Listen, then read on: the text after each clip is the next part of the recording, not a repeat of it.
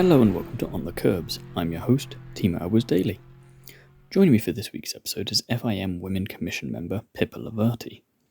We caught up recently to chat about her role in the organisation, her work with the Autocycle union, how these have both evolved over time, and the challenges that have come her way as a result, as well as a whole lot more. I hope you enjoy our conversation.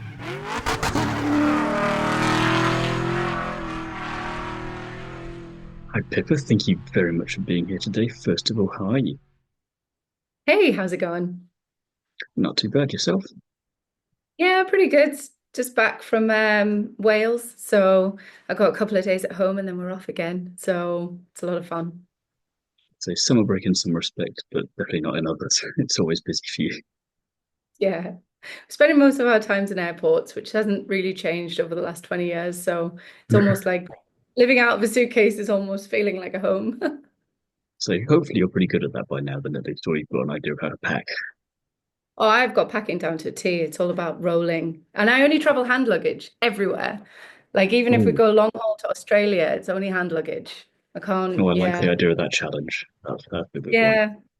It is good. If you're away for a long period of time, it's fine. You'll always find a hotel or somewhere to wash your things. Because let's be Hmm. honest, we always end up wearing the same things. We pack Well, yeah, loads we of always things. bring way too much stuff, don't we? I know, yeah. And then you end up wearing the same things every day. So I'll yeah. just take that shirt I've got worn for 4 months just in case this is the opportune moment for it, and then no surprises, it's not happened. Yeah. And I'll bring this one dress that I've never worn yet, but there might be an occasion where I'm going to wear it whilst I'm traveling. No, there won't be. No. What am I doing? Oh yeah, I'm going to a racetrack or I'm going into some off-road environment. This will be the perfect location for it. Exactly. Worst case scenario, you forget your off-road shoes and then you're having to wear your brand new trainers and everyone's like, oh, mistake. That had a bit too much of a personal note to it, for that to have been a hypothetical for you. Oh, that's happened a couple of times now, especially like brand new Nike trainers. And I've turned up and everyone's like, well, you're not from the off-road world, are you? And I'm like, I forgot my own shoes. And everyone's dying to stand on them, because they're bright white, ready to Hmm. get faded Oh, by the end of white the as day. well. You really fell into that one deep. Big style, yeah. Oh. Anyway, we already got sidetracked before we hit recording. We got sidetracked again immediately as I got in here. That bodes well for this, I think. First question I'd like to ask everyone is what first got you interested in motorsport? Falling in love with a very handsome Irish guy. So I at school I wasn't very academic and I was feeling a bit lost when I was 16. So I actually started doing some practical work, working for agencies, doing promo, event work. And through that I fell into the motorsport industry with motorcycle events. And through that, I was only 16 at the time. And through that, I met my husband, who was doing the British Championship at the time, and he had to raise a lot of funds to go abroad. So around the time that all my friends knew exactly what they were doing, they were going to go off, be like lawyers and teachers and all these sort of things. I had this boyfriend being like, "Do you want to travel the world with me and help me raise the funds to go abroad?" And I was like, "Yeah, why not?" And then through that, the next 20 years fly by, and before you know it, I've flown all around the world with him and met some amazing people from the industry and fulfilled all sorts of different roles and really got my teeth into the motorcycle industry, really. Worked out all right then. Yeah, fell into it pretty easily. You find that usually if it's not through like a generational tie where it's someone's parents or someone's uncle or mother or cousin even competing, it's quite difficult for people to get into the industry from outside like a family remit. So for me it was quite a unique way to get in, but the more you speak to people in the industry, you actually find out especially women, they usually start off in roles where they've been working in teams or hospitality just as through agency work and then ended up falling in love with the industry and actually then pursuing it as a career. So it's funny how that works out really. I always think it's difficult to get in, but once you're in, you're in. And it turns into a little bit of the mafia sort of vibe of you can't really get out. Then even if you try to, it's going to pull you back in at some point. So it's once you're in, you're in. Yeah. And do you know what? It's the community aspect. Like you can travel anywhere in the world. And if, for example, I saw Alpine Stars, I'm like, oh, they're part of my tribe. You Mm. instantly got a connection with someone. And that's what I really love about the industry as a whole. Even when you go to different disciplines, everybody really appreciates the motorcycling world as a whole. And I just wish we could like get it out to more people because, like you said, once you're in it, you become really part of it. And then you see different disciplines, and you're like, oh wow, look at this super bikes, and then wow, look at this speedway, and then before you know it, there's like a whole world opens up for you. It's really quite amazing. Very easy to fall down the rabbit hole, but you don't really want to get out because there's just so much to look at. Yeah, exactly. And they're so different as well. Like every Mm. single discipline is different. So the role you're in at the moment, you're commission member for FIM Women. Can you explain what that is to me and what you do? So basically, the role as a whole is giving back to the industry in any way I can. So with the FIM women's side, I was asked to come on board to try and push some women's initiatives. And in the first meeting I had, they brought up a big stat about all the different women that compete in different disciplines. So there's a lot in enduro, there's a lot in motocross, a few in circuit racing. And at the time, there was zero in speedway. So that just triggered an interest in me. So although I'd spent the last 15 years at the time in circuit racing, I was intrigued as to know, well, why is there not many women in speedway? So then understanding the structure of the FIM, where you have different commissions that govern each sport, the track racing commission governs speedway. So then I just introduced myself to the people there. There was a few critics at the time that said, you'll never get women into speedway. Speedway is a man's sport and all the rest of it, which I took as a personal challenge. And within 3 years, we've not only had academies in multiple countries, we've now got a World Cup, which is an international event for speedway riders, female, to compete at the top level, which then engage the national federations to take note. And soon we're hoping that that will become a world championship sometime soon. And so we've achieved that in a short period of time. So to describe what I do within FIM Women's Commission, it's see where we have a gap of women not participating in a specific area of the sport and try and work with the sporting bodies and the national federations and the clubs to try and break that barrier down and open the floodgates essentially to make it accessible or more accessible for women. So sometimes it's just that people are so focused on making their sport great and safe that sometimes initiatives like youth or women sometimes get forgotten because they're always kind of focusing on the main part. And that's what the Women's Commission is there for, to sort of go, okay, it's top of our priority list, so we're going to push you on this matter and we're here to support you on that matter. And then that's when those collaborations happen, that great things are achieved. So that would be my role within the Women's Commission, is to try and identify those areas and then work with the people to try and achieve the unachievable, essentially, that historically hasn't happened in the past. So that's probably the easiest way to describe it. I mean, we do a lot within the Women's Commission, and we have experts in every area. So I'm now, although circuit racing's been my history, I've really now found myself in the track racing side. So I'm the liaison to the Track Racing Sporting Commission. So if there's anything that arises around women specific topics, for example, protective clothing and things like this, then I liaise and try and brainstorm and troubleshoot different ideas to make sure we overcome those challenges together and implement change. So it's really a lot of fun. You have to be able to work with a lot of variety of people. You have to be a good listener to be able to understand. I'm no speedway expert, but I will align myself with someone who is to give me the appropriate advice and history and tell me how things are done so that then you're able to work together to achieve great things. So probably waffling on a bit, but it's really difficult to describe exactly because it's No, it not sounds like, like you just do a bit of everything. You're a bit of a comedian from the sense of it, and kind of combining that yeah, with the center phrase of going for a gap that might exist because you don't know for certain until you go for it, and then you find out that there is this whole broader possibilities and opportunities there when you do go for it. Then, and like you say, you were told that, oh, you're not going to be able to achieve this, and then bam, like 2 seconds later. But 2 seconds later, you've gone and fixed that pretty neatly, and Yeah. turned that around a bit, and go, well, look what happens if you just give it a go. And it's just understanding and pulling everyone's strengths together. I think to be a member of the Women's Commission, you have to have a lot of understanding of not only the sporting politics, but also where you are on people's priority list, where you are on um, like the respect from your peers as well. Like I made a point when with the ACU side of things, I'm really interested in helping push the track racing side with them as well, not only with the speedway, but also with the flat track, grass track, and everything.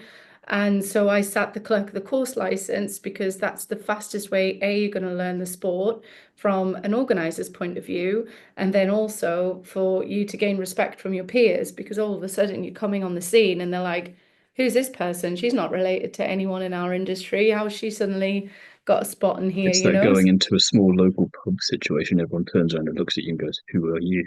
What are you Yeah, here?" exactly. And why are you working behind the bar? Like, who are Hmm. you? Like, how did you get this opportunity? So you have to learn every single aspect of it because it's such like women in motorcycling is such a broad subject. It's not just down to the riding side. We also need more women in official roles, in leadership roles, and decision-making roles. So it's how do you myself learn how to get that pathway to those roles and then educate others and empower others to sort of go for it so that then we've got more women going for these type of roles so that then we see more women in leadership roles and then we if she can see it she can be it so then we're seeing more people want to get into the industry because historically motorcycling seen as like a very masculine sport and I was always told in the past like oh you had to be a certain type of woman to fit in and I don't think that is a thing anymore. Like you just have to be passionate about motorcycle racing and keen to roll up your sleeves and get stuck in, really. That's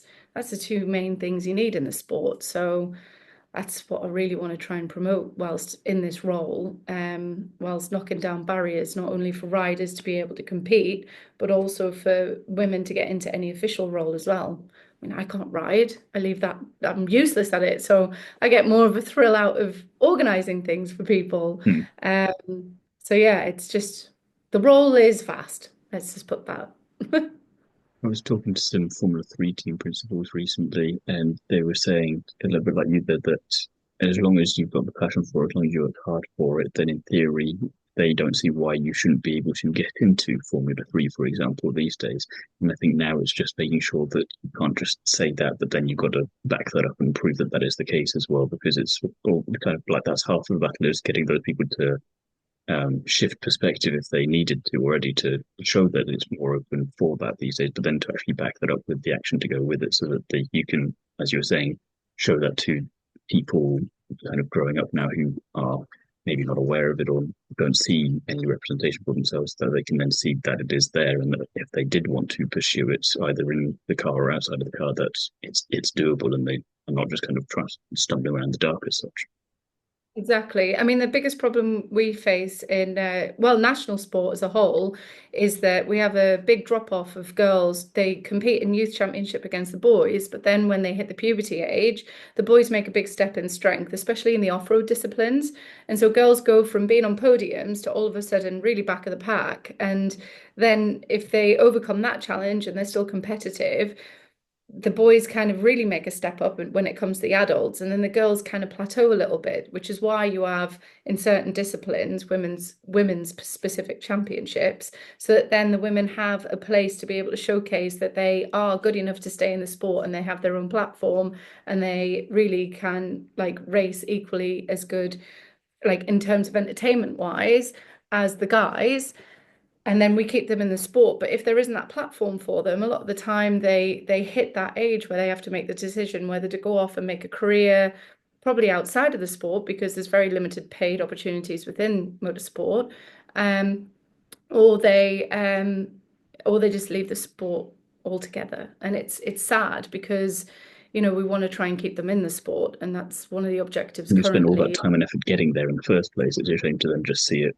stagnate Yeah, for no real reason. exactly. Yeah, and for me, when you any sports person from a young age, doing sport really builds a lot of really good foundations for life skills as a whole.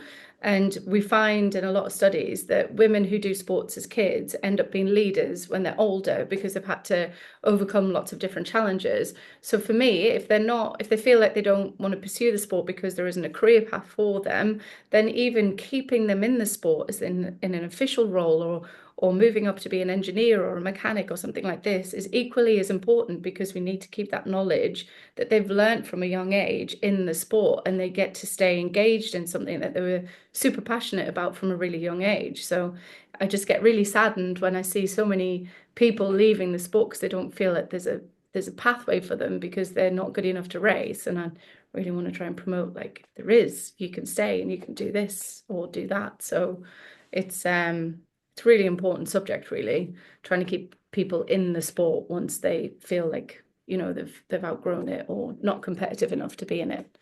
So You're saying that you got into this role 5 years ago. How did that come about then? Was it something that you saw? Or were you headhunted slightly, or how did that come about? Complete full disclosure, I had no idea what the FIM actually did, like most people You've really don't. gone 0 to 60 in the time, but from then to Yeah. now, haven't you? Yeah, well, the only time we really saw the FIM was when Eugene was in trouble. So, like, they were kind of like the police that you were scared of. You didn't really understand what they did. And you were so focused on your racing. Like, I don't know about you, but I never read a rule book before in my life. I was just always kind of like focused in on helping Eugene and doing all the other bits that I needed to do. And then it wasn't until he had some pretty serious accidents, and we were in MotoGP, and there was one way that Dorna dealt with it in MotoGP. And when they dealt with it in World Superbikes, a similar scenario, it was completely different. And although they're both governed by the FIM, I won't go into lots of details, but it was basically quite a scary situation. And I just wanted to make sure that that didn't happen to other people, because it was a safety issue. And rather than going on about it on Facebook and being loud about it and all the rest of it, I actually started looking into all the rule books, regulations, what everyone's rules and responsibilities were. And I realized that people in a lot of roles, in an official's role, like the chief medical officer, for example, Monica in Superbikes, she does an incredible job. She's doing about 10 people's jobs. And I don't think people realize that until you actually look into her role. And the level of responsibility that she holds on her shoulders is immense. So I've got nothing but the utmost respect for her. And so basically, I just sort of brainstormed a couple of ideas to try and improve certain things that would not then make what happened to Eugene happen to someone else. And I think they appreciated that. So through that sort of safety and medical side of things, and the way that I approached it, rather than, like I said, being loud about it on Facebook, just approach it more So being pragmatically. proactive about it, yeah.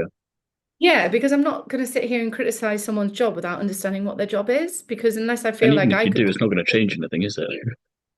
it's really not. So I rather just, rather than take from the industry, I rather give back, because we've had so much like out of the industry that I'm just really grateful. So through that, working with the FIM, understanding everything, I think they really appreciated it. And the director of the FIM Women's Commission at the time, I'd been chatting to her about a couple of things, and so she asked me to join as an expert. And I was like, what's the Women's Commission? I don't know what FIM really do. And I so I love this went to idea of you just read a rule book for the first time and now you're an expert sort of thing, and just go immediately It's jumping up and crazy, going, but "Are you sure?" people don't, they just don't. And so I joined the FIM, and they have this huge conference called the Conference of Commissions, and it's where every discipline has their expert panels in the sporting commissions. And then you have your beyond sport commissions, which is what the FIM Women's Commission fall under, along with environmental, medical, and technical, who oversee all of the sporting ones to try and help improve certain areas. So, and that's when in the first meeting, I saw all of the work that they'd been doing. At the time that I joined, it was their 15-year anniversary. So they'd been pushing for women's championships for 15 years. They'd been doing all sorts of different initiatives, empowering people globally, helping national federations. Then through that, Nita basically mentored me and said, okay, you need to go on the FIM Academy, learn the whole structure, learn all of the different disciplines, go to as many disciplines as you can, network as much as possible. Because if I wanted to start an initiative, I need allies to try and help me push it forward. And the only way you're going to do that is by getting the respect of the people by turning up to their discipline and showing genuine interest. And that's how I got into the off-road world. She sent me to motocross, she sent me to trials, she sent me to speedway. So I got like a lot of experience, and I really appreciate her for that, because it really opened up my eyes to a role which, when you're from like a rider's perspective and then the team with the rider, mechanic, and all the rest of it, you see the FIM as like, you know, the police, the bad guys. But then when you go to the other side, you see how many passionate people, all volunteers, giving their time to write rules books, make everything safer for you. You might get frustrated by the rules from time to time, but they're there for a reason. And I think you should always try and respect that they're, you know, they've taken the time to write these rules and they're there for a reason. And if you want to try and get around the rules, then read them to understand how you appropriately do things, because I don't think a lot of people do. So yeah, I've just really, and I'm dyslexic, so I hate learning. But when I'm interested in something, I really learn it to the I'm absolute guessing the maximum I passion and can. the stubbornness just kind of took over there instead and didn't let it get in the Yeah, way as much. exactly. And then when you're in meetings and people are like, oh, women will never be in Speedway, or you'll never have this, blah, blah, blah. And I'm like, oh, I see that as a challenge. Okay. So it's the third part of the triangle there just to get you dead on target there for making it. Exactly. And then finding out the key people in those roles, like their history, what they're really passionate about within the sport. So then you can try and rather than, you always want to make their job easier, not add to their job. So if you know someone's flat out got 20 million things to do, they're working overtime trying to do it, they're all doing it as a volunteer, the last thing you want to do is come along and criticize something or say, why don't you do it like this? You really have to sort of go in with a solution and be ready to back it up with, and I'm there to support you with that. I will be on the ground. I will help you do that. Because otherwise, you're just adding work to people. You know, it's great to come up They're with probably not even ideas. going to consider it half as much as they would if you came in with the rest of it because you go, oh yeah, sure, I'll look into that. But yes, you can come with a half-baked idea. I'll stick it on this pile and I'll probably look at it in about 10 years or so when I finally have the time to do something about it. Exactly. So it's just really sort of see and always, I never criticize people's roles if I don't feel that it's something I could really relate to. And those like clerk of the course, race directors, they have an immense amount of pressure. So I have nothing but the utmost respect for them. And when you're coming along with ideas or initiatives, you really have to come with it on a level that, you know, these people are massively overworked. They're massively trying to give back to their sport. It's not high on their priority list. So just the key skill is trying to like gauge that. Sometimes I'm way off because my passion outweighs my patience, but I kind of I think like to any do it. motorsport fan can relate to that though, whether they're in a role or if they're not in one. You know, you think really rationally about something until the moment that passion takes over us so slightly, and you kind of do have to not backtrack, but to take a beat and think, okay, yeah, maybe you are right about this or that. And I was just getting not carried away as such, but a little over enthusiastic with it. And this is maybe the better way of going about it instead. But I think as long as you've got that balance then, and you've got people on both sides that are aware and open to that, then it doesn't have to be an issue. No, exactly. And it's finding those allies as well that are willing to listen to you, who are in decision-making roles, and building that relationship so that you can have an uncandid conversation and just share ideas without feeling foolish. Because like I always come at it from a perspective like I'm no expert. I've tried to learn the best I can, Like but I the haven't title. been. Yeah, I haven't been to 50 events like you have. When I started this Women's Speedway Academy with the Track Racing Commission, I'd never been to a speedway at that point. So, like, but then again, it shows that with enough passion, drive, determination, and the right people around you, you can really achieve anything within sport. It's just sort of finding that and having the drive to be able to do that. And as you were saying as well, sometimes you've got to think outside the box to deal with a lot of things that you have to face in your role. So then you're going to maybe have quote silly ideas or slightly harebrained ideas that you might not be too confident and need to tease them out a little bit because the was the initial idea and that might be the solution, but you won't necessarily have that fully formed. And if you don't have the people around you willing to not just completely laugh at whatever idea you've just come up with out of the room and think, okay, I see what you're getting at. Let me see if I can try and tease that out with you. Then that's going to help as well. And you need that environment. Otherwise, like you say, you're not going to be able to do a lot of what you do. Yeah, that's been the biggest learning curve is understanding when to talk and when to not just come out with ideas all the time. I actually saw it at the weekend when at the grass track, a group of riders got together and there was it was quite a challenging time for the clerks and all the officials at the grass track at the British Masters at the weekend. And the riders, and I recognized myself but 5 years ago, where you're coming out with all these ideas, but you haven't done your research. So they were saying things that go against the regs. So immediately I was like, well, thinking to myself, like, I wouldn't have suggested that because if you look at the regs, immediately you can't change the diameter of that. So you can't change the track of that area and things like that, that when you're an official and you know the regs inside out, possibly because you've written them, like people coming over with these ideas and suggestions, you get frustrated because you're like, you haven't even read the rule book and you're wasting my time, you know? So I recognized that in myself 5 years ago, and I've really learned to, before approaching someone who has a lot on their plate, they're managing a lot, the last thing they're doing is thinking about the initiative that you want to bring forward. So if you bring him forward, you better have done your research, you better have really known what you're trying to get past the line and also got advice from other experts in the industry, which you've created a good enough relationship with that you don't feel stupid asking them stupid questions because they are willing to teach and educate you rather than put you down and make you feel foolish. So I'm really lucky in that I can identify that almost as soon as you walk into a room. I can identify the people who would be willing to help you and who would be willing to put you down and make you into a laughing stock. So I just make sure I align myself with those people and make sure that before I bring anything forward, I've done my due diligence and done my research so that it's not immediately like thrown out as a stupid harebrained idea. And that was possibly one of the biggest learning curves, as well as the politics in the sport, understanding the history, the relationships, what's happened in the past, all of this sort of thing before you go into something full guns blazing is really important because otherwise you're going to stall before you've even started. So that's super important in this industry for sure. You surprise yourself sometimes when you're in a situation like you were saying last weekend where these riders will come up to you and they'll have this idea and you'll know immediately because of X regulation that's not going to be doable because, like you say, that would have been you 5 years ago, not necessarily knowing as much as you want to, but then realizing I just know immediately why that doesn't work because of this very specific bit of the rule book. Does that kind of catch you off guard sometimes, or have you not really Yeah, noticed that?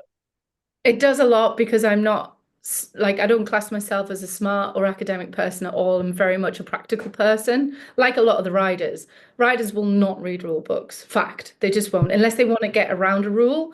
That it's very rare that they'll sit down and read a rule book. I actually use an app called Speechify because a lot of my initiatives I have to sort of go through lengthy legal documents with a lot of legal jargon, and it's really frustrating to listen to.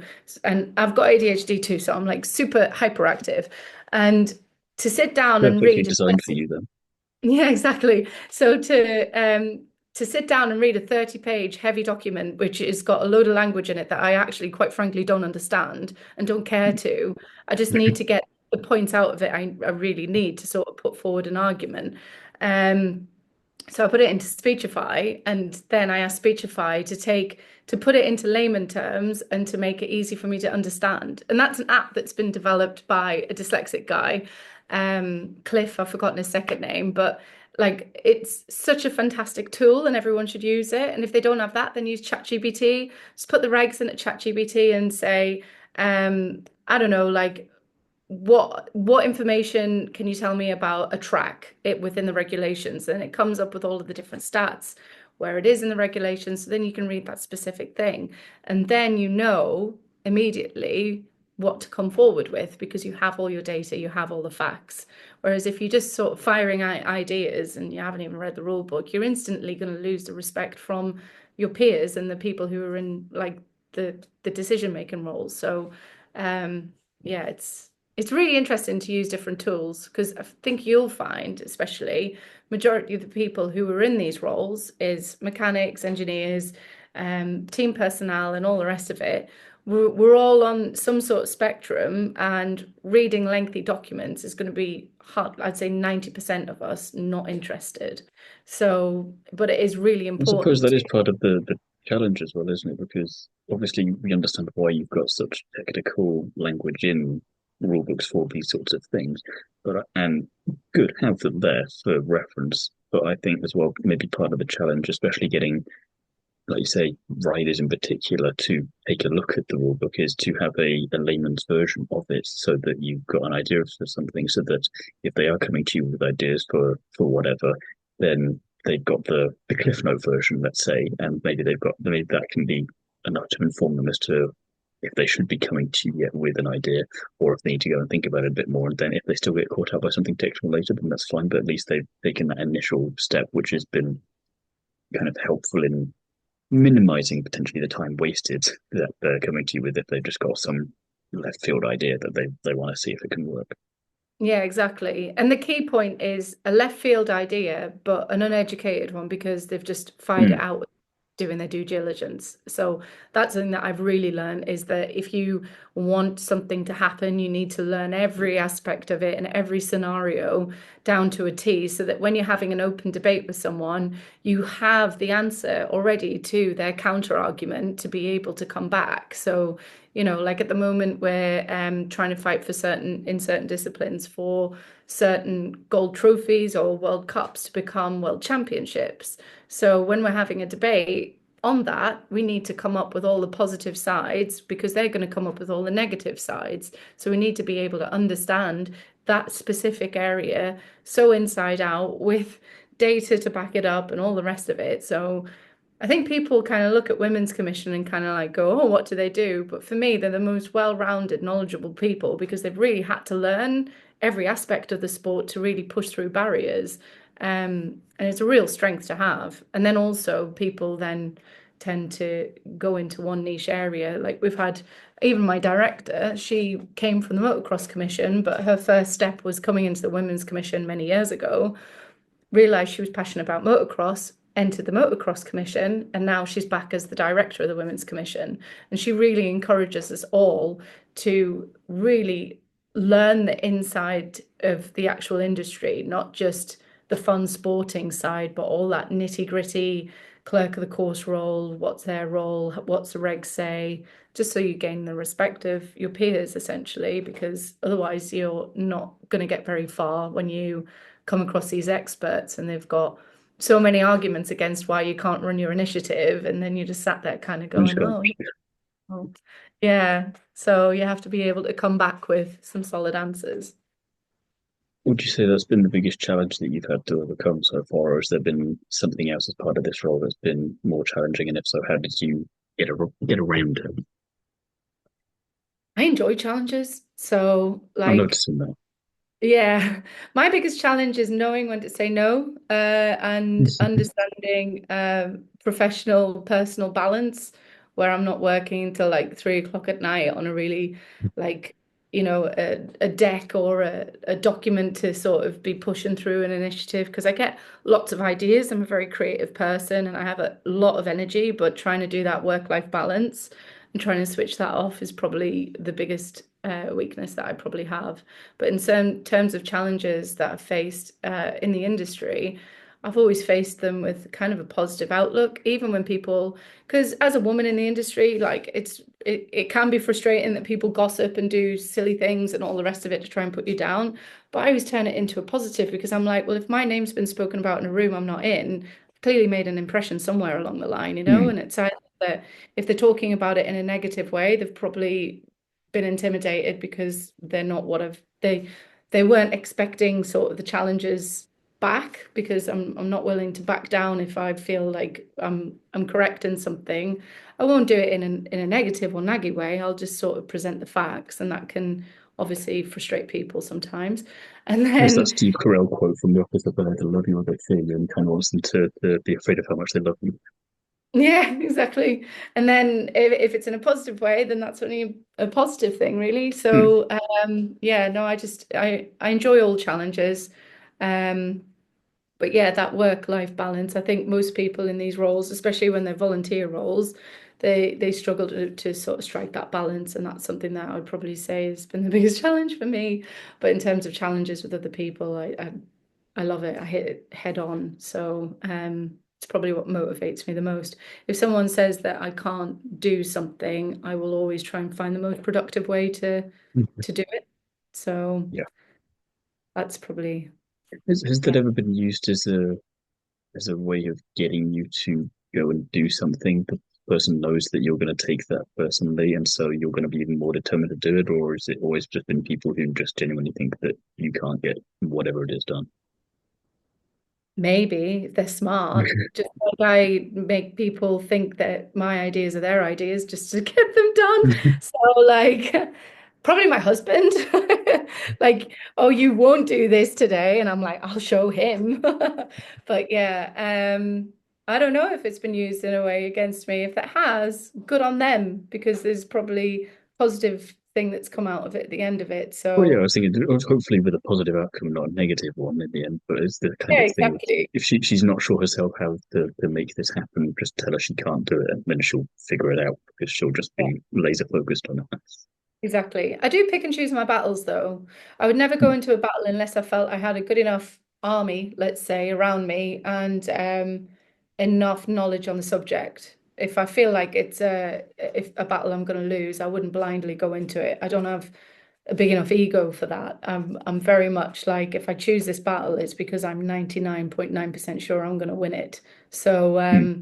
yeah, that's probably a strength, but also when people try and use it against you, not against you, but use it in a way for you to like work in a way to sort of get that done.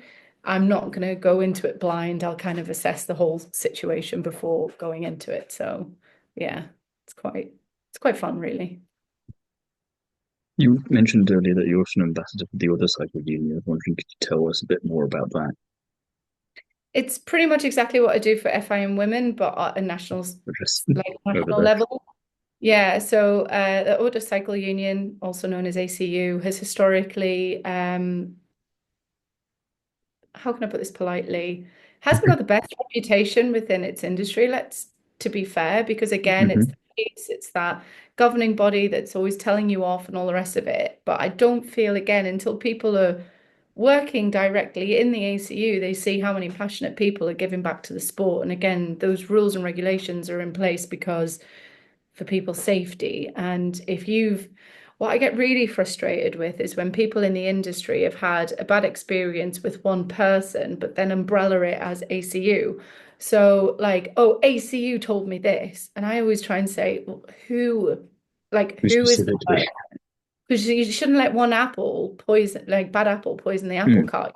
Because there's out of 10 amazing people, there might be one person who's made a bad judgment or a bad, and there'll probably be reason for that. So, and I get really frustrated when people go online and badmouth and negative. It gets this really toxic environment because it really overshadows all the amazing work that the governing body is doing. Because a lot of people And it don't makes it understand. seem much worse than it is. Exactly. And people like feed off that toxic negative and they become keyboard warriors and jump on the bandwagon. And then, but no one's jumping on the bandwagon to like say, oh, congratulations for sending our tour, like Trials of Nation team away. You know what I mean? Mm. It's always a critical thing like, oh, well, Spain had a bigger truck or had better team gear. And there's always a criticize, that can be quite frustrating when you start working with the National Federation to see people's lack of education as well. Like there's a problem in the UK at the moment. Well, not a problem, but historically, the ACU is the governing body, so that governs the sport. So anything they get from licensing fees and everything like that, they put directly into governing the sport, paying for FIM events to come, paying for your Nations team to go away to events, paying for a HQ to be able to govern the sport with forestry restrictions, with licensing, with all sorts of different things that people do not see. they only see the ACU steward on a weekend and think, oh, that's all that my license fee goes into. It's not. Your license And that fee one goes person probably responsible for everything. Exactly. And if something happens, the ACU are responsible for it. Whereas if I'm a club and I go and permit it with another permitting company, so, ACU obviously permit a lot, but they govern a lot as well. Whereas a lot of people mistake permitting bodies as the same, and they're not. Permitting bodies can give you a permit to run your motocross event or whatever, but they have no responsibility if you do anything bad. They're just laughing all the way to the bank. Whereas the ACU are trying to govern the body, make it better, invest in grassroots, really support their clubs. And if, for example, in motocross, if there's a motocross track being overused under a different permitting body, and the ACU want to run an actual event there, it's got closed down because noise restriction wasn't done, environmental have got involved. There's been heavy accidents there because there hasn't been the safety precautions or appropriate training from your officials, because ACU freely, train all their officials. There's a big cost involved in that, but people don't realize. And then the track gets closed down, and then the whole industry is impacted by it because it wasn't governed. And same with enduro. So enduro events happen in forestry areas. You need to get a permit from the forestry to be able to run your event. So if I was an enduro club, I went to, I don't know, a forest in the UK, and they said, you can't run this event on that weekend because we have a marathon running through there, running event. But then all of a sudden, an unsanctioned but permitted event from somewhere else, and people are illegally riding their motorbikes through that forest because they want to get the practice in.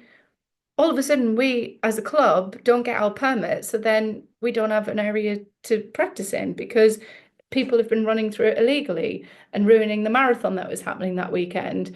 And that's the problem with motorcycle sport in the UK, is that there's so much restriction now with forestry, environmental agencies, all of these things that ACU directly deal with, that then people are doing illegal riding and all the rest of it. And all these agencies are like, oh, we had some more of your motorbike ones in the forest the other day, ruining things, burning down areas so they could practice and all the rest of it. So no, we won't give you a permit to run. And then clubs are getting less and less land to be able to run their events. Or even farmland. If you're doing trials, big thing about environmental mats, and everyone's like, oh, an environmental mat. Well, that farmland is your food. The farmer, after you leave your trials event, when you've been pouring fuel all over the grass, his cows have to come and graze on that. So if you want your beef burgers on a weekend, respect the land that you're riding on and just put a mantle mat down. But everyone makes a fuss about it. And that's what the ACU are trying to really govern. But then non-permitting events don't bother with it, don't have, oh, we're not bothered about your environmental mat, anything goes here. And then all of a sudden you've got a poison field, a really annoyed farmer, and less land to be able to go and practice on. People don't realise the turmoil it has on the actual governance of the industry. So it's like you were saying earlier, it's coming with this suggestion about how to fix something, but having not read the rule book and then wondering why it can't just be changed immediately to be what they want it to be, and it's not that simple. And putting it on social media. So one of my I've been blaming you for them not having read the rule book, for example, and go, why did they do this to me? Like it's there for you. Yeah, exactly. So I said to ACU, because again, they're so focused on making their sport safe, great, and they're really doing the best they can with the funds that they have. And so about 10 people in the office are doing one person's job. It's really like, I admire everyone who works in the office because they are flat out all the time. And so I said to them, like, look, I'll take on the social media, because a lot of my women's initiatives are heavily driven by, if she can see it, she can be it. So I want to showcase that and showcase all your amazing different sports and all the rest of it. So I started doing the social media side of things, and the things I see, like, they'll be at an event and they'll tag ACU dead proud, and then they're riding, say trials, they're riding with a t-shirt on, which in the regs you have to have full arms, and then like pouring the fuel all over grass as they're at a practice area which isn't permitted.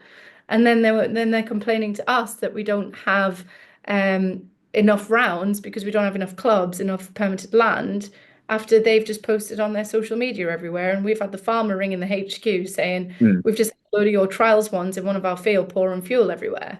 So, you know, it's education to people that when you start working with your national federation, you do tend to become a bit passionate about these areas that people seem so mundane, but they're actually really important because they massively affect the overall governance of the sport and the sustainability of the sport as well. So working with ACU in my role, I have adapted quite a few different roles just to try and help the people who are trying to make the sport better. And that's what the ACU is. It's the governing body of motorcycling sport in the UK. So if I can give back to that in any way and make this all sports in motorcycling sports better, then I will, because it's something I'm really passionate about. And I think as well, it's not just the education side of it. Obviously, that's an important aspect of it. But to go back to what you said about the Autocycle Union and FIM women, it's to get that image out of everyone's head that it's like you're the bad guys and you're coming and ruining all their fun. It's like, no, we're trying to work with you to make it as good as possible. And we haven't just made all of these rules and barriers just to mess with you and to make your life harder. We're trying to just do what's best for everyone and make it like as accessible and as doable and have as many races and all the rest of it as possible. And we're not actually the bad guys. Yeah, and it gets really frustrating because you see a lot of clubs leave to go to different permitting bodies and they're like, oh, it's so much cheaper. And it's like, yeah, of course it's cheaper. It's because you're not getting the same support as you would if you're with your national governing body and you're not giving back to the industry. So, for example, if you permit your club under a different permit and you're trying to then sponsor young kids because you all of a sudden have extra money, so you sponsor kids, which is fantastic, but you're sponsoring that kid to someday ride for the of Nations team. Well, who funds that? ACU do. So if you've taken money actively out of the ACU like governance ecosystem, let's say, the pot that's for the Trials of Nation team is going to get less and less and less to the point that by the time that kid's older and all of you have left the different permanent bodies, there's no money in the pot because it's left the governance of the sport and gone to permanent bodies who are not actively making the sport greater, they're not making the sport safer, and they're not investing in the grassroots of the sport. So I think that comes down to education and that comes down to us trying to promote it better, probably through social media campaigns and stuff, probably. You're saying obviously that, like you said, that social media visibility is a big part of it, and education goes right alongside it and hand in hand in a lot of respects as well. Is that your main ambition still for the future, or have you got some other things that you're trying to get going that maybe you haven't been able to as much lately? What's the aim? So I've got a few plates spinning, let's say. I'd like to say I'm surprised at that, but I'm not. Yeah, if I had one thing, I'd probably leave it to the last minute anyway. So At least we know what you'd be doing if you were in a circus. yeah, exactly. So for me, my main objectives currently are make Speedway, the British Speedway, women's racing more competitive because at our international race, currently we had 1, 2, 3 in Germany, which is fabulous for Germany, but obviously being British, I want to see some British girls up there. So that's one initiative. I'm building a group of experts from every discipline to try and help spearhead things within their industry. So I've got Donna Fox as our trials specialist in the UK. I've got Alex as our specialist in enduro, and I've got Lauren Collingwood as our expert in motocross. And between those three, the off-road side is covered so that then they can really sort of push forward with academies, educating people from a young age about the difference between the governance of the sport and all this sort of really important things. And that really helps me then. And I'm there as like a supportive role to help those achieve that.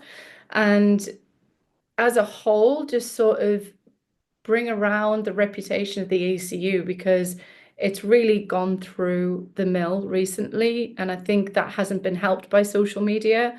So now that the ACU has a strong social media presence and it starts to engage with its community more directly, because again, the younger demographic, they're going to get in touch with you through social media. They're not going to call the office like the older generations do. So I feel it's important to be able to be accessible to those people, that if they've got questions, you can answer them. So one of the main objectives would be to make the ECUs, all the positives that they do, more visible, so that people can understand that as a governing body, they are doing a lot of good for the industry, rather than this override of negativity on the Facebook and Instagram page from keyboard warriors who feel ill done by, but they actually probably haven't read the rule book, or they have not really been advised properly. So that would probably be my main three: is see my group of experts really achieve what they want to achieve in their disciplines and help support them through that. Push the ECUs, positives out there on their social media and everything like that. And then with the FIM side of things, because I'm part of the bureau now, it's really helped support those initiatives that are going to make a big impact in the future, that then feeds down to our national federations. So if I was going to pick the top three for now, that's my top three. Probably enough to keep you busy for a little bit at least, I'd say. Yeah, exactly. I mean, if you're not busy, you'd be bored. So I don't think that's ever going to happen with you. no, I'll probably pick up something that I find challenging. I'd like to get more into the track racing side of things at a national level, because I feel like that's a really fantastic feeder for a lot of other disciplines as well. So yeah, and I help out our individual national championships as well. Like I've been quite involved with the trial GB this year, because again, it's run by volunteers. So Sam Connor and his family, and Donna Fox, and all of the different clubs that host one of the trials, is like trying to help them and assist them anywhere I can as well, has been quite fun this year. And yeah, so there's a lot of variety, and I strongly suggest that if anyone's interested in motorcycling in one area, go and see other disciplines. Like we invited Glenn Phillips, he's the race director for the flat track Women's Speedway Academy, and also long track in FIM. And he was going to the Masters in Wales. So Tim and all of us said, well, why don't you come to the GP in Wales? And he'd never seen an enduro event before. And as a race director, it's really interesting for him to see how another event is run. I think that cross-pollination of the different disciplines and the key people in those roles, seeing them is so vital to then like sort of pushing your way forward. Because there's such an overlap in volunteers as well, like the technical team there. We've got Nicole Lynch and a load of different really proactive people. But Nicole is from circuit racing. She's Ireland's fastest female racer, yet she's got a mechanical background. So she joined the ECU. She's actually part of the FIM technical commission after she left the women's commission. And now she's lead on loads of different projects. And the ECU have brought her on board as one of the technical team for FIM, because she's licensed. So she was at the Enduro at the weekend. So again, you get to do variety of stuff and get to see like a different paddock, but similar people with similar interests, but in a different environment. So it's really a lot of fun. I strongly suggest people to go to motorcycle events that they've never been to before, just to check it out. I think, like we were saying before we started recording, you see this with drivers when they do different disciplines. I mean, you go from off-road to track racing, for example, like a big switch there, and you see how they approach the other discipline in the same way initially that they'd approach, like, say, off-roading, and you go, it's not quite going to work, but it could be really interesting to watch how that evolves and what might benefit you actually from off-roading to on-track racing and vice versa, and all these different sorts of things. So there's no reason why off-track, when you're working behind the scenes to make it all happen, that can also be exactly the same, and how that works. Just because you might have been working in F1, let's say, for 15 years, that you're going to be completely out of your depth in Dakar, for example. There's probably going to be unexpected things that come and help you out with that, and the same vice versa. So as getting as much of those crossovers as possible is ultimately going to benefit, I think, because I think when you just, as neat and tidy as everything is, when you just separate it all out, then just completely close yourself off to any kind of ideas of doing anything remotely differently. And it goes back to what you were saying near the start of, oh, well, we've never had any women interested in this before, so there's no reason why it should happen, no reason it could happen, X, Y, Z things, and you just turn around and go, well, actually, I think you'll find it. I can change that pretty quickly. Exactly. I think if you're a well-rounded person, you've got experience from lots of different disciplines because you learn a lot from other perspectives. So I've got a question for you, actually.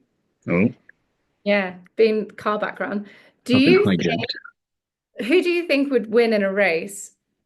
Do you think a rally driver would be as fast in an F1 car as an F1 driver would be as fast in a rally car? Who do you think would be a better transition? The closest example I've got to try and compare and semi-cheat at this answer is Leah Block in F1 Academy. Because Yeah, initially you could tell she was trying to drift a single seater and that clearly wasn't going to work. But she's since learned and you can see that visible learning happening. So you might have to say the rally driver on that one, just because I think traditionally the F1 driver would have stayed in the single seater game a lot more and been more Route One about it, whereas the rally driver, just from nature, I think will have cross pollinated more with other things just because they can and because it yeah, won't compromise them as much. exactly. I think Nice. I, Hopefully, strategic answer. yeah, no, it's good because I personally think anyone who rides off-road and then transitions to on-road, whether it be motorcycles or anything, I think they've off-road riders tend to be stronger usually. I So think off-roaders will overdrive the single seater more to begin with, and that may result in a bit more cost with the car and repairing it. But I think you'd rather overdrive it than underdrive an off-roader because you're not going to see where the limits are as quickly then if you're yeah, taking it a bit easier off-road, whereas the rally drivers, they're kind of created to do that as much as possible. And even after they've done it a few times, still do it because they go, okay, I know where it is and I can still take it over the limit, just maybe not as much. yeah, exactly. And in terms of a motorcycle rider transitioning to car racing and vice versa, I think it's a pretty easy answer for that. I think I know which way you're leaning towards that one, definitely. Yeah, 100%. I was going to say, I think it would be way harder for someone with no motorcycling background to jump out of a car onto a motorcycle than it is for a motorcycle to jump into a car. Personally, that's just sort Hmm. of my Yeah, idea on yeah. things. I'm gonna say it's again, you don't see that much of the swapping in and out of those two disciplines either all that often. So it's hard to get a proper measure for, and I am always intrigued to Oh, see why that is and what could be done to do that. You only ever see it as kind of like a demo experience or just as a fun feature on a TV show or something like that. You never get to see it properly done full time. I think the closest you've had to it maybe I can think of is Rossi when he's gone over to endurance racing after he was done with his motorcycle career and yeah. not doing too badly at it, but again it's not necessarily the way around So, we wanted to see it first. yeah, exactly. Laya Sands is another one. Hmm. You see more transitioning from bikes over to cars than you do the other way around. But I would love to see Max Verstappen on a off-road enduro doing like an extreme enduro because you just like attack it, you know? Like I said, I don't think you need to even talk him into it too much. He'd be up for it from the way he acts these Yeah. days, I reckon. I think that would be mega to see. You should have like an event like that. It would be so much fun to watch. Oh, definitely. Yeah. Couple of fun questions to finish off then. Okay. Non-motorsport related. I'm going to try and turn the tables back on you slightly here. Favorite film, favorite food, and favorite place you've been on holiday. Oh, favorite place on holiday. This is going to sound wild, but Centre Parks in the UK. Eugene and I's like first ever holiday. Loved it. Just like so nostalgic from a kid. So I'd probably say that was our favorite holiday. We've been to super glamorous places all around the world, but can't Can't beat be to Centre. Centre Parks, apparently. Yeah, exactly. Although they're expensive these days. Then favorite food, spaghetti bolognese. Solid Staple. choice. Yeah, solid. You can't go wrong with a spaghetti bolognese. And favorite film, or one that I could watch endlessly, probably like Anchorman, Talladega Nights, any Phil, like Phil, what's his name? Will Ferrell movie, really. Or a classic like Gentlemen's Prefer Blondes and all these like Marilyn Monroe old school Hmm. movies. Like it's whenever you're not well and you need to put It's something like on the TV. some That's the easy watching. yeah, exactly. Easy watching. That So quite witty. quite the contrast in films there, but I like it. Yeah. I am quite a contrast in a person in general though. I was gonna say Well, there's spaghetti bolognese and then chocolate fudge cake. It's like a hard, because I am well, a you've got to have dessert. always room for dessert as well. Always. So Oh well, yeah. definitely. Side of Holiday's that. a hard one because we live in Portugal, which is like a holiday. So I was You see the originally going to problem? Portugal, but It's a very long just the holiday, right? nostalgic for centre parks. I don't know, just a swimming pool. You got activities, got a spa, anything that has a spa in it, really, because I do like to relax and chill out. So And that's there's also a great spa in Belgium if you need to go to that one, so they give you something a bit of variety wise there, so you're covered. yeah, exactly. I remember quick funny story whenever Eugene was riding with Yamaha and his Malcolm Landry was his teammate. Manu, his wife, was like a very Italian, lovely woman, and but her English wasn't the best sometimes. And our team PR woman, Una, she was Italian, but sorry, she was Irish, but spoke fluent Italian. And she'd Hmm. come over to us and she said to me, "Oh, is Eugene available to go to Spa?" And immediately I knew Spa-Francorchamps, and I was like, "Oh, I'm not sure if he's free that weekend or not." And then she turned round to Manu and said, "Oh, do you know if you and Marco are free to go to Spa?" She said, "Yes, anytime. Let us know. I think it's really nice that Yamaha are like treating him to like a spa." And she was like, "No, for Spa-Francorchamps, it's a racetrack." She was like, "Oh no, no, we're not available that weekend." So it's an easy one to, mix up when people say you're going to Spa It, at the weekend, you know? it's a quick way for me to sort out who's a newer fan to motorsport and who's an older fan by doing that kind of a trick question on them. Like, what do you think of Spa? And if they aren't, I mean, there's only one correct answer for that. Yeah, exactly. Your ideal spa weekend. And if they start describing Mm-hmm. like, race event or whether they start describing an actual spa event, then you know which way they are. But I'll get to my be fair coat. to Manu, Spa had never been on any of the circuits. So unless you knew the Spa-Francorchamps was a circuit, and I only knew of it because we rode for Simon, and obviously Simon had a big Mm. accident. So like that's the only reason I knew of Spa. So yeah. I've never actually been. Have you been to Spa? Not yet. I've got to fix that, I think. Yeah, it's apparently legendary. Final question then. Would you rather have a mullet for a year or be completely bald? Oh, I think a mullet takes a lot to maintain. It has But this you're not like, allowed a wig or anything if you do go bald. It's properly Lex Luthor. I say bald because that's like such a vibe, like that's like army vibe. Like, what's that movie with Demi Moore in it? And she has to shave her head? It's testing me a lot today. I'm trying to think. I think I know which one you mean, but I can't think of the Yeah, name of it. like G.I. Joe or something like this. Like, yeah, I'd go bald. I think I'd have a lumpy head, but I think a mullet, like, yeah, following too much of a trend, and I'm not a trend follower, so So you I'd were go bald. saying earlier, people talking about you in rooms either for a good or a bad reason. I think there's a third category then when if that enters the chat. Then it's like, who is this person? We don't even have anything good or bad to say about it. We just want to know what the deal is. Yeah, pretty much. It was funny after I sat my clerk of the course license in the ACU for track racing, a couple of the guys like rung me afterwards and was like, "Sorry to ask, but why are you just sitting your clerk of the course? Like, aren't you like a superbike wife or something? Or like, and this impression of me is this like Prosecco drinking wife. Don't get me wrong, I am that as well."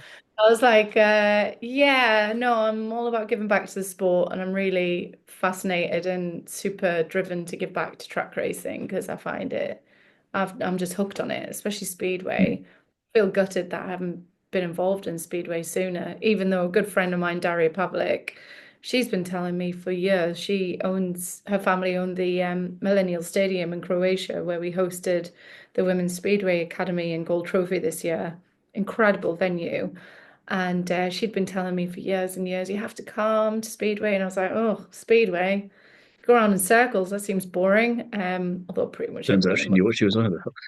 yeah, and I went. My first ever event I went to was Warsaw, for the GP. So it was a pretty big event to go to for my first one. And then Cardiff GP. And then I started going to a lot of the British because I helped the British out with their like media day and bits and bobs and hospitality, sponsorship and all this sort of things. So yeah, and I've just got hooked on it. So do you follow Speedway at all? So I try and keep an eye on as much as possible, but in terms of sitting down and watching, nowhere near enough of it. Yeah. Unfortunately, I think there's just not as much of a night owl as you are. Unfortunately, on that one, I could maybe do with the extra hours to try and consume everything that I want to, and I get frustrated when I don't even have time for the highlights for certain things. So it's too much. It's frustrating. There is too much, and it like I'm flipping from one discipline to the next like all the time. But that's where social media is super handy because you can look at the highlights. Like Mm, last night, I'm dying to go back and watch Riga from the weekend because apparently it was crazy, the Speedway Grand mm. Prix. Then also watch the British from last night because it was Bellevue versus Ipswich, and Ipswich is one I shouldn't have favorite teams, but they're my top favorite teams because when you work with the because we did them a media day where we had all of the teams there, so then you sort of get to know the personalities of the teams, like Can't help but Bel root a little bit then. yeah, exactly. Like Sheffield are like the rock stars. I see Ipswich as like the naughty ones, and like they're the ones that always like really elbow out on track sort of style. I mean, they all are, don't get me wrong, but I don't know, just different personalities of the actual Mm. teams come through. You just get So a you can feel for it. yeah, you can see why they have such a fan following. So yeah, it's super, super interesting. And the team aspect of the British Speedway, where they race in teams. So like the fans really get behind that individual team, like a football team almost. Mm. It's the atmosphere is super great. So next time you're over in the UK, try and get to a British Speedway. It's really a lot of Yeah. fun. So I think you've talked me into quite a few different events to go to at this point. So you've done your job pretty well this time.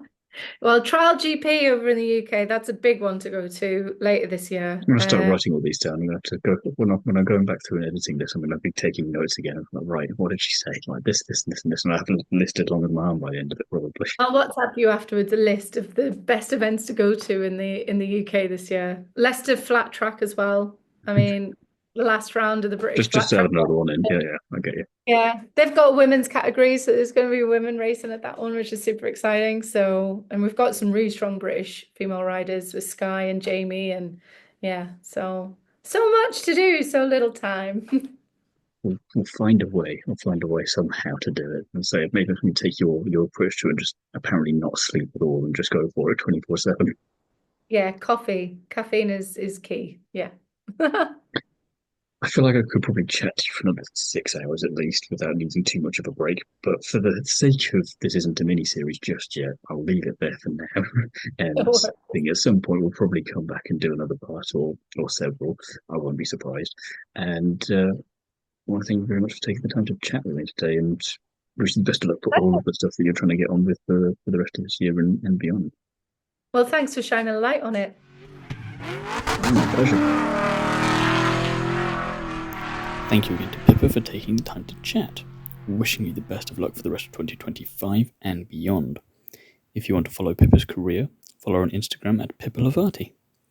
Further details, as well as where to find more of me, can be found in the description of this episode. In the meantime, I'll be back soon with another interview with someone from the world of motorsport. Until then, thank you very much for listening. Goodbye.